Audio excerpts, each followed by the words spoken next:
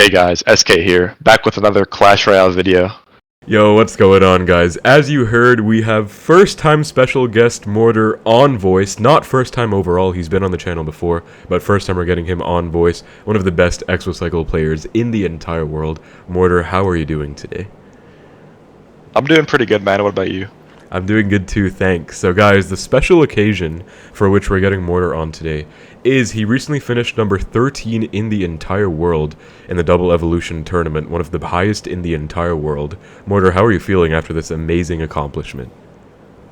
I'm pretty happy with it. I haven't really played a GT in a while, so I'm kind of surprised I did that good, but yeah, I'm pretty happy with it.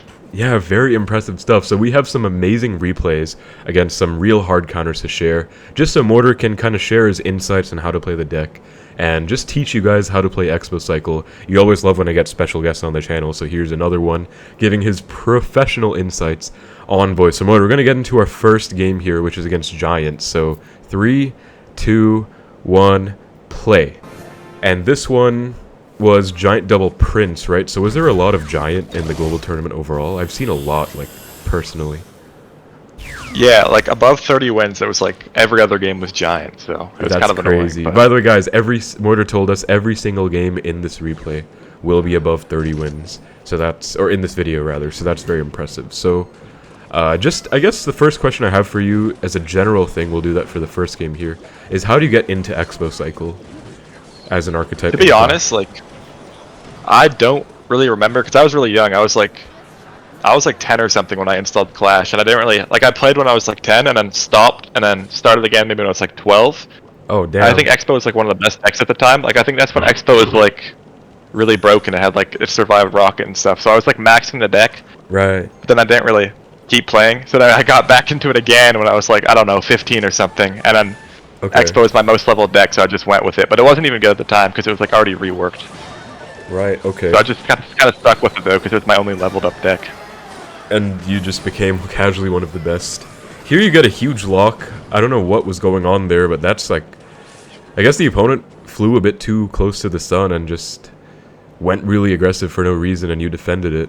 Do you normally go that aggressive? Plays, I kind of, yeah, against Giant I play pretty aggressive in single. I try to outcycle their Giant. Like, I outcycled this Giant there when he lumberjacked the back, and he tried to just kind of tower trade with a Prince, but it didn't work out for him. Okay, so that's a really nice sequence. So you're pretty much usually going to be going aggressive in a single. Is that a Giant thing, or is that against most hard counters, you'd say? Like, more of a Giant thing. Like, I wouldn't really go too aggressive against recruits unless they overspend, but against Giant I definitely feel like you need a decent damage lead to survive. Right, and this guy just sacks his entire tower there, so that's already, wow, like he just lost his entire thing. If that did not go the way it did, you know, he didn't just YOLO and you guys tower traded, how would you have approached this match differently, I guess? You can see in the next games that come up, I played pretty aggressive versus Giant. I just don't think it's possible to play full defense and win the spell cycle. Like, you can't really play your archers anywhere against like Fireball Giant. They won't get like massive value. Like, if you play them beside your tower, they fireball your tower, and you can't really fireball their tower back, or you'll kind of like take damage from their push. Right. And if you play them in the middle, it goes with your Tesla, and they're gonna break through. Like, it's really hard to defend without applying pressure. Okay, so pressure is pretty much one of the more important concepts, where sometimes I guess you're not even going in to try and force a lock, but just to prevent them from overspending on offense. Like, just, yeah, basically anytime I see something big in the back, I'll just go opposite. Pretty standard stuff. Okay, makes sense. And here this guy kind of just honestly got destroyed. I mean, it was pretty satisfying to watch because, you know, average Giant player, but yeah, do you have any final thoughts on this first game where that guy really just got shut down very easily? I don't know what his game plan was. He can just play a lot more defensive and win that pretty easily, but I guess he felt like tower trading and it didn't work out too well for him. Alright, so we have our second match, and this is against Kitasian, who, as you guys can see, has a #1 in the entire world ladder finish, playing Hog Rider Earthquake, a complete hard counter to Exocycle, and also he formerly was one of the best Hog EQ players in the world, so this is going to be a very impressive one. Morter, when you saw this guy's name and you knew what deck he was playing, what were your thoughts going into this? I actually didn't know what he was running until he played the Firecracker. I was hoping it was like Pigs or something, or not Hoggy Q, because this matchup's pretty much impossible. But yeah, I was not too happy when I saw the Firecracker. Okay, so we're gonna have. That was on my last life too. I was at like 34 and 4 or something. Oh wow, that's actually very intense. Okay, so this was a do or die. So we're gonna have you break down your play-by-play throughout this entire match. Teach everyone how to play against Hoggy Q. Right before that, guys, if you want to see more from Morter, he has a YouTube channel and he's trying to get more active, or at least I'm trying to get him to be more active with his uploads. So go subscribe to him and show him some love if you want to check out more gameplay from the GOAT. I'll be linking his channel in the description below, and it'll probably be the pinned comment on this video as well. So definitely feel free to show him some love and go check out his channel. Again, in description, guys, so that you can follow his gameplay and his content. So what is kind of going through your head right now, and like what is the game plan you're formulating against Hoggy Q? You know, how do you play? Okay, so against Hoggy Q, you kind of want to. A big thing is about the Evos, you want to cycle your Evo archers off the cycle of their Evo cannon. So like, right there I kind of wasted them, but it was kind of intentional, because I want to get my Evo archers off the Evo cannon cycle, because if they keep, what they want to do if they're good, is they just cycle the Evo cannon, and keep it the pace with your Evo archers, so you can never get Evo archers value, but you kind of want to break that, like what I did there. So now I'm 1 cycle ahead, and now every time I have Evo archers, you won't have a cannon. Like that's a big thing, because you need to get a lot of Evo archers value on like a Goblin style hog push to get a chance at winning. Okay, okay. And I mean, I guess the way I personally play this matchup is it's usually I do pressure a lot to try and force stuff out, but it does oftentimes come down to, you know, spell cycle, because it's very hard to break through. Do you usually try and go for a lock, or do you also just go for the fireball cycle as a way to... Yeah, you definitely want to play opposite lane to try to get a lock, because they're going to go for like that Goblinstein 3-card cycle spam and stuff, so you need to apply some pressure, because if you just straight defend, it's not if you just straight play defense, it's not too defendable.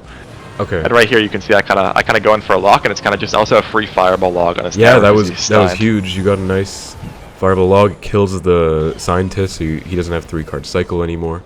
And I mean, he has the Evo Firecracking in a lot of value, but I guess it's good that you also forced it out, so now he doesn't have it in the future. Yeah. And here... Yeah, that was a pretty good sequence. Okay. Was there a reason you didn't fireball the Firecracker? I feel like even me, or a more inexperienced player, might have taken that fireball. But instead you were just very patient. It's just overcommit there on the 1 HP Firecracker. It's not really gonna do anything, and he has like a hog in the back, he's up elixir. Okay. He's kinda just spamming. It just kinda overcommit. Okay. And here again, we're seeing exactly what he was talking about, guys. He's ahead of the Evo Cannon cycle with his Evo Archers, so Kitasian wasn't able to go Evo Cannon to melt that. And here you actually get a really nice offense going with your Evo Knight. That is kind of crazy. You get 3 hits there, and that actually puts you into the lead. So non-Expo offense actually coming in strong right there. Yeah, right there was like he didn't have his Goblinstein, so I knew he had the cannon in the Expo, so it was kind of just an obvious Evo Knight there, and his Goblinstein was very far out. If you look at his deck, it's pretty hard to kind of like defend an Evo Knight with no stun. Like all his cards are like Firecracker doesn't really do damage to an Evo Knight. Right. Cannon was at a cycle. Like he had a really bad cycle to defend that, so I also went Archers behind just to apply like an extra layer of pressure on that. That was really smart. That honestly could have been the game-winning play right there, because now this lead, if you just hold on to it, it's going to be huge. And now just not even fireballing the tower, just playing super safe, and just walk us through this triple, because this is about to be crazy. I think it's definitely like, you know, they can easily catch up. Oh yeah, definitely. It's really hard to defend this, but you wanna see the Evo Archers being off the cannon cycle is really important again here. Like they got so much value there. I also just go Expo because my cycle was kind of chopped. I didn't have a Tesla. I just wanted to apply a little bit of pressure. Okay. And I have to kind of Tesla awkwardly here, so it's pretty annoying. And he has that 3-card cycle spam, so it's just very obnoxious. I catch that Firecracker though, and I'm back to Tesla for this hog. You caught the Firecracker, so no Firecracker damage coming in, and you're still up only 50, but that's still, you know, you've maintained your lead, which is like impossible in this matchup where they have... Yeah, it's actually crazy how much they can just come back. Yeah, and that's but yeah, at this point... Yeah. Yeah, he got it really close. I didn't really do anything wrong either. It's just such a hard counter. Like, he almost pulled that back off that deficit. Dude, that's from insane. So that's basically how it was done, guys. You just defended perfect, played perfect offense. You know, the Evo Knight, which was a non-Expo sequence, won him the game off of that. So any final thoughts on that crazy win against the former #1 finisher? Yeah, you just gotta biggest thing is Evo Archers off the Evo Cannon cycle. You want to go in when they place like a bad Goblinstein kind of, like you kind of have to apply that kind of pressure there so they can't just attack the whole game. And Fireball cycle otherwise. That's kind of the main thought process for that matchup. Alright, so we have the next game, and as I said, we have a lot of great wins against hard counters. Morter, this one is against Giant Lightning with triple spells Evo Zap. Quite possibly one of the hardest possible matchups for this deck. Like, how are you even remotely thinking of winning a match like this in the top 50?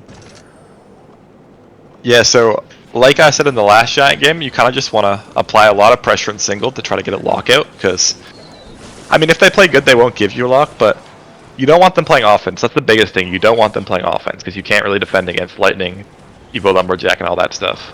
Okay. So a lot of defense through offense, but also, I guess by extension of that, are there any times that you do want to go full defense? Because I have noticed, you know, sometimes you can be too aggressive. And I think this is the case with a lot of my viewers, where they're too aggressive with their expos. They don't know either when to let them go, or when to even, like, stop going for them and just defend. You know, are there any times, you know, maybe they have some evos in cycle, or any situation where you need to sit back and full defend instead of going for an expo? Yeah, there definitely is. I don't really know if there's like a given time. Like, you kind of just have to recognize when it's not a great time to go for an expo. Okay. Even if they have Evo Lumberjack and a Giant at the back or something, you can still go in, protect it with a Knight and all that, but definitely there is some times you don't want to go with an expo, but you kind of just have to recognize that. It's kind of, yeah. Okay. So your game plan, unfortunately, kind of failed there. Like, you didn't do anything wrong, but you just weren't able to get a lock in singles, so now what's kind of going through your head? Yeah, I mean, if they play right, you can't get the lock. Like, they kind of have to mess up a bit, but right here his cycle is pretty chopped, so that's good, I guess. I forced out a Lightning, and if you abuse the Evo Archers really well, they don't have arrows. That's another big thing. You want to get good value out of the Evo Archers. I just go Skellies here as well to apply a bit of pressure so he has to zap too. Okay, that's good. You're maintaining your lead.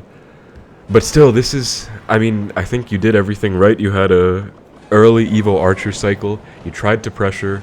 It just didn't even happen because, you know, they just have so many counters. So I feel like this is going to be so hard to break through. Yeah, it's not a great spot. Not a great spot with no lead in single, but you just want to keep applying the pressure when they play something in the back. It's pretty much the only way, at least for me, how to win it. Okay, so for you, are you always going opposite, or are there any matchups where you might be going same?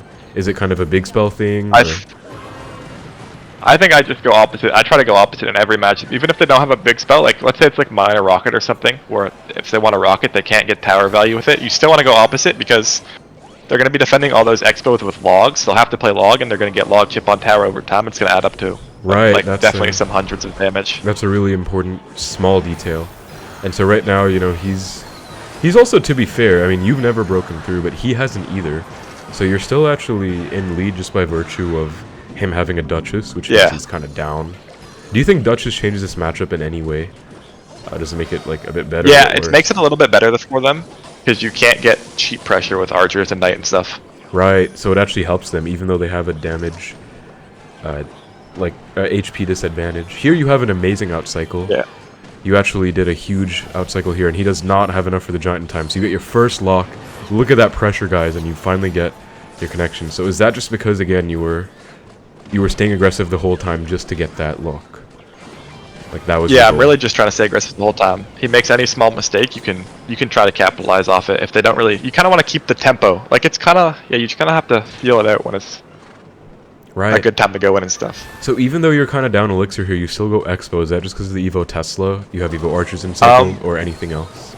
Well, I just went in when I knew he was going to be at 10 elixir because I knew he was going to play Prince the back. So I just wanted to force out a response in front so he couldn't build a push with it. Okay, okay. And now we're going to get yet again another crazy triple situation. Yeah, you want to split your Evo Archers even if it seems counterintuitive because like he's building a push in that lane. You just always want to split them in these kind of scenarios because you don't want to give them spell value on the Evo Archers. Like, look at them go. Like, if you played them both same lane there, which I feel like a lot of people might do. Yes. Like, they're getting so much value. Yeah, they actually went crazy because I guess they can either lightning the archers or they can rage zap the archers.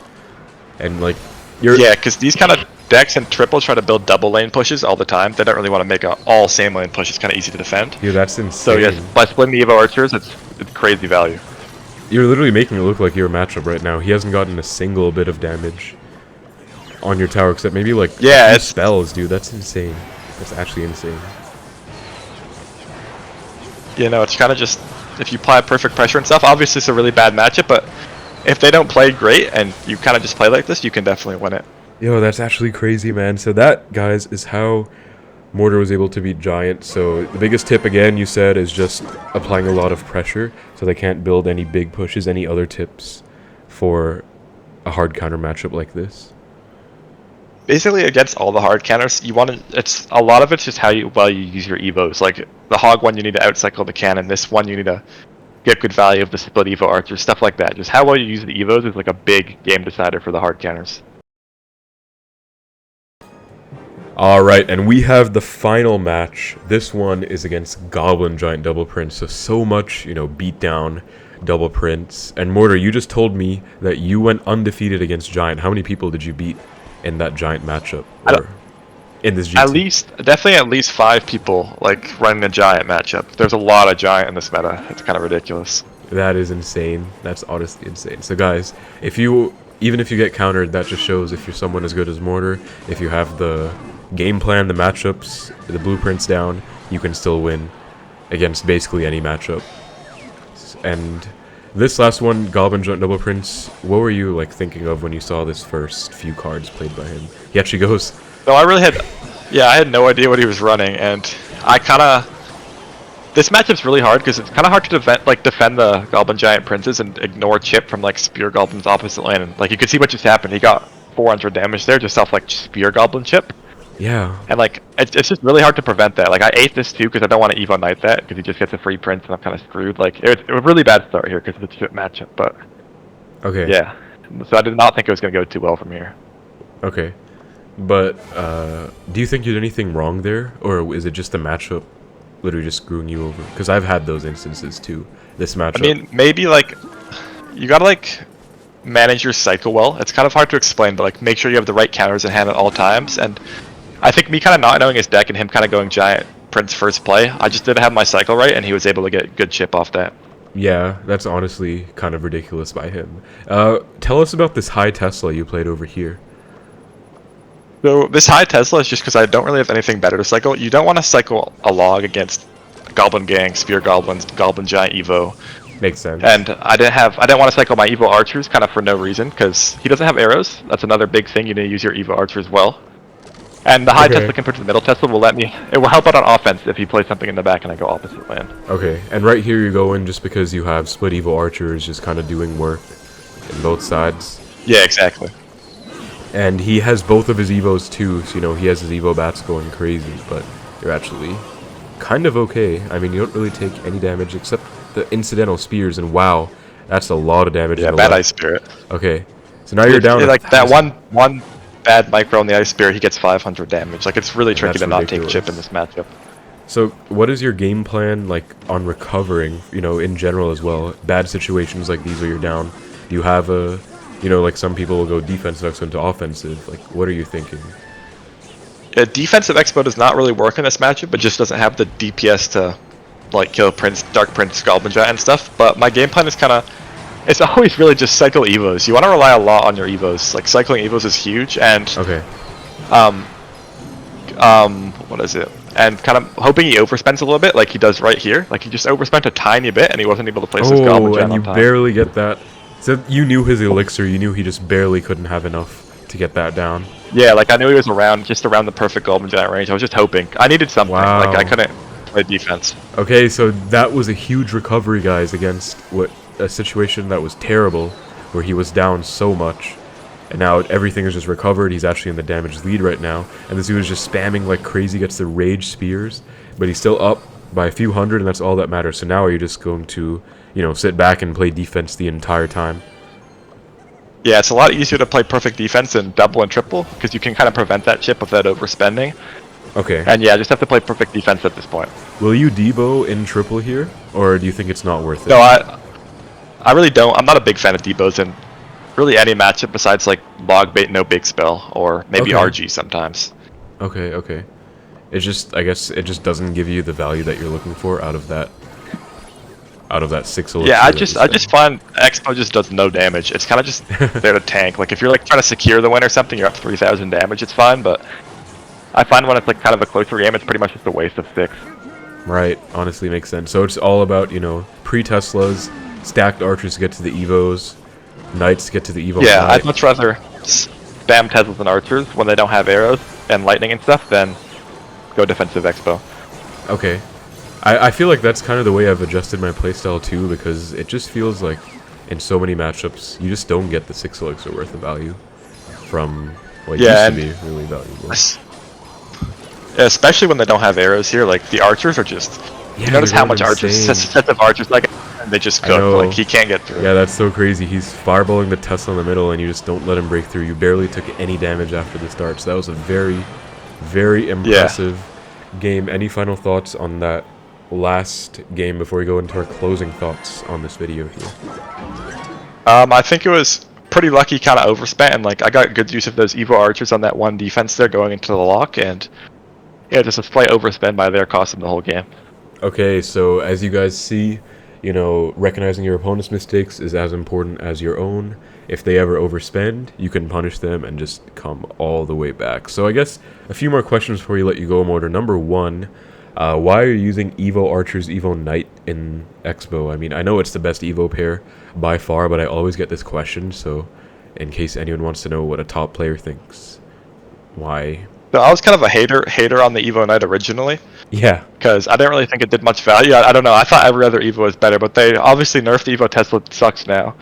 Evo Ice is still good, but like with Xbow right now, the deck is just not good at all, and the Evo Ice doesn't really provide any value to beating hard counters besides like it will provide better defense versus Giant, sure, but they can still out-spell cycle you and stuff like that. And against decks with Dagger Duchess, decks like Logbait and stuff like that, the Evo Knight just kind of helps you beat those hard counters. Like, I don't know if you could see in those games, like against Catassian, if I didn't have Evo Knight there, I lost. Oh, that makes so much sense, actually. Help me beat that. A lot of matchups, it just helps you beat the hard counters, really. Okay, so honestly a lot more underrated than you would think. Then this is a huge one to you especially, I think. You know, Ice Spirit versus Electro Spirit. What's the debate? Oh. I know you're very, like, you have a very fixed view on this one. Yeah, I'm an Electro Spirit hater, definitely. I much like the Ice Spirit better, but I do think E Spirit's a little better. I don't know. I just hate on the Electro Spirit a lot, so I'm an Ice Spirit user. But probably E Spirit's easier to use and probably a little better. I won't lie. So why do you hate it then?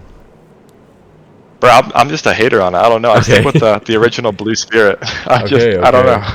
We love sticking to the OG plan. So okay, Yeah, like exactly. I said, guys, that was an amazing breakdown by Morter of his number 13 in the entire world global tournament finish. Honestly, very impressive. And Morter, would you be open to coming back on the channel to maybe play some like Top Ladder live, or again sharing replays, anything like that over voice?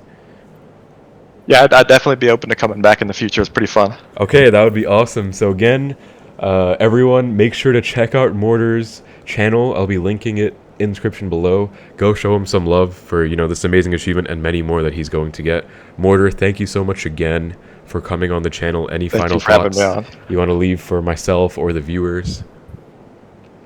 Anything? Oh wait, sorry. Anything that I want to leave? Yeah, anything you want to let us know? Not really. Just I'll try to be, I guess, posting more on my channel. I'm just not too consistent because I don't really play the game, besides at the season end, but I will be trying to upload more in the future, I guess. Alright, so you guys heard the man. Go show him some love.